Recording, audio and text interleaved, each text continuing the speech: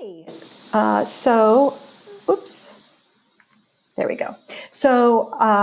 Here's our second part of the Introduction to the Renaissance lecture. We're going to now talk about how the Renaissance spread and some of the effects of this rise, sort of the more detailed ideas about it. So first of all, it was spread by the printing press. Movable metal type, which was the basis for the printing press, was developed in Germany in the 1440s.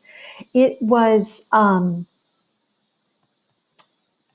printing had originally block printing, that is the basis for the printing press. Wooden block printing had been invented in about 200 in the 200s BC in China, and came to Europe through the Muslims. So Muslims began to use block printing, and then that through trade, Europeans were introduced to it, and it came to Europe. But metal blocks had not been seen in Europe and were developed in Germany in the 1440s. Johann Gutenberg and other metalsmiths made metal stamps, which they later were called type, for every letter of the alphabet, which could then be covered with ink and used to mark the letters onto a surface. This and the ready availability of paper are what enabled a printing revolution, which we will see later in the unit was very important. Paper also was another technology that came to Europe from China. By the 15th century, there was a huge increase in urban literacy, literacy in the cities, and the development of primary schools, and the opening of more universities. And all of this created an expanding market for reading materials of all type. And it was this development of printing that was less expensive because of paper and because of this of the printing press that then allowed these Renaissance ideas to spread. They are not the cause of the Renaissance. In fact, actually, as you can see, if movable type was developed in Germany in the 1440s, clearly the Renaissance was already happening prior to that. But it spreads because of it.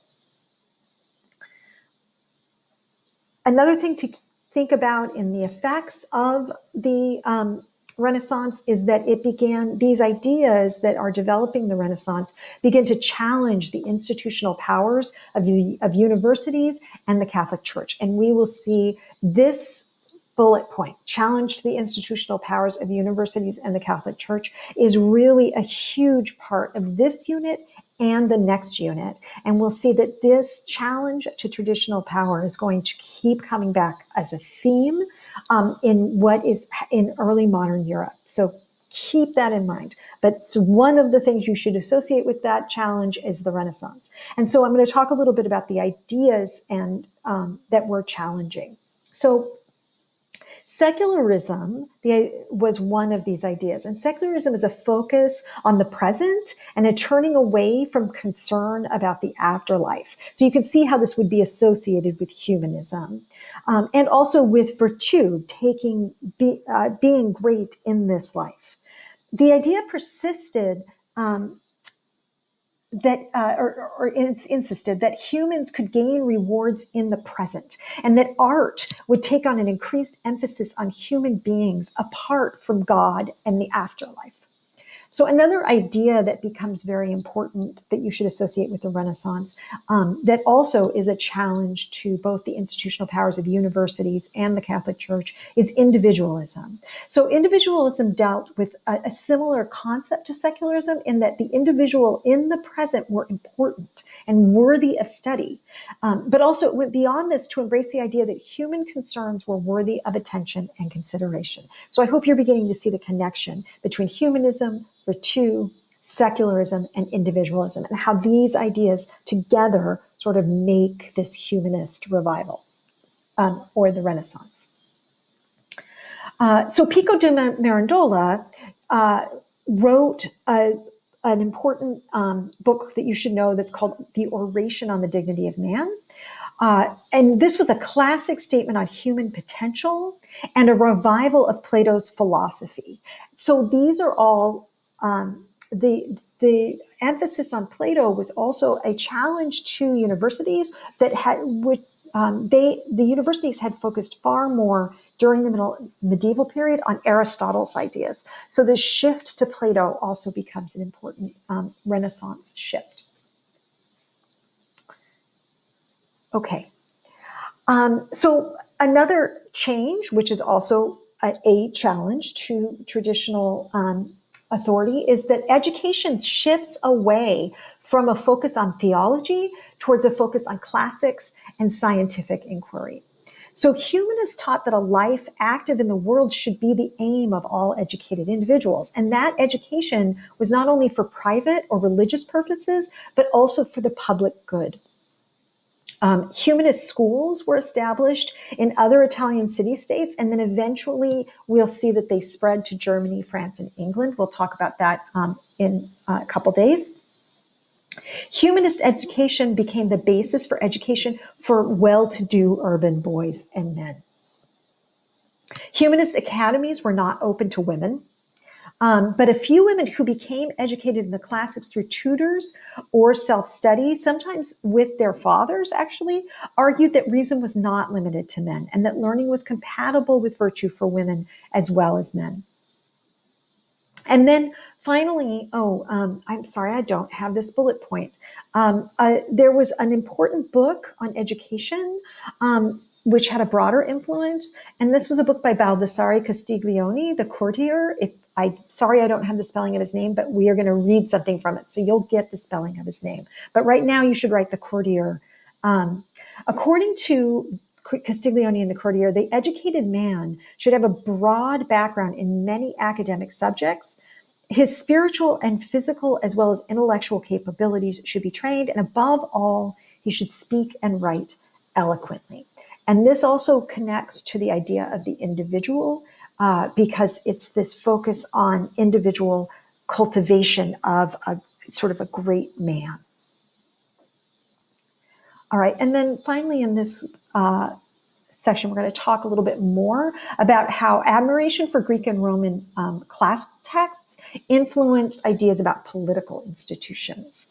So some humanists argued that republicanism was the best form of government, while others used Plato's model of the philosopher king to argue that rule by an enlightened individual might be best. So this is one place where we don't have, where we don't have one political idea. But what's important and sort of unifying about these and makes them humanist is this idea of civic humanism. So both sides agreed, despite this debate, that educated men should be active in the political affairs of their city, a position that historians have since termed civic humanism. So it's important to understand this is not a term they used, it's a term that historians use to describe these ideas.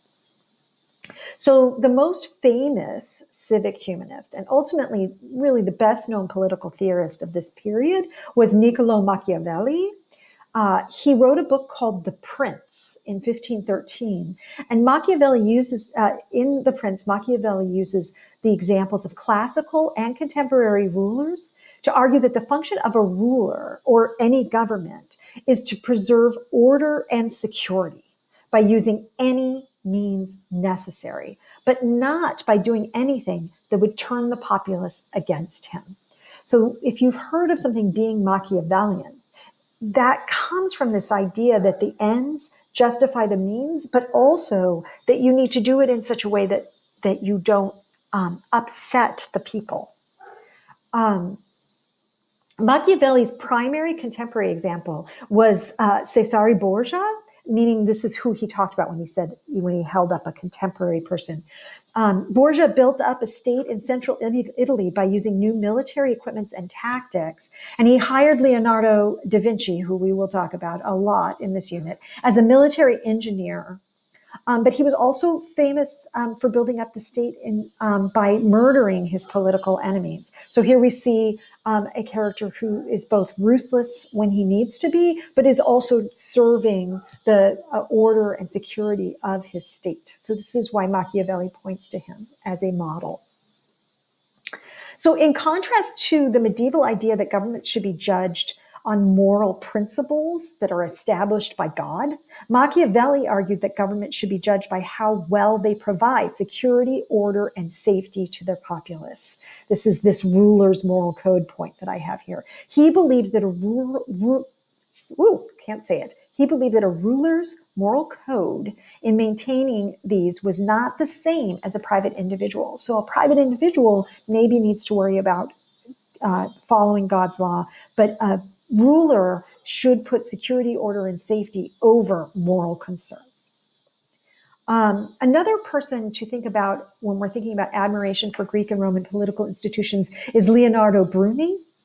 Bruni was a Florentine historian who closely linked the decline of the Latin language in Rome to the decline of the Roman Republic. He was the more Republican side of the humanist political theorists. Humanists like Bruni admired the Republican ideals of the Roman Republic, and they saw Caesar as the downfall of Rome and the beginning of its eventual decay and fall at the hands of barbarians. So these were some of the ideas. We've got 3 more sections we're going to talk about. Next, we're going to talk about art. That will be our next quick lecture.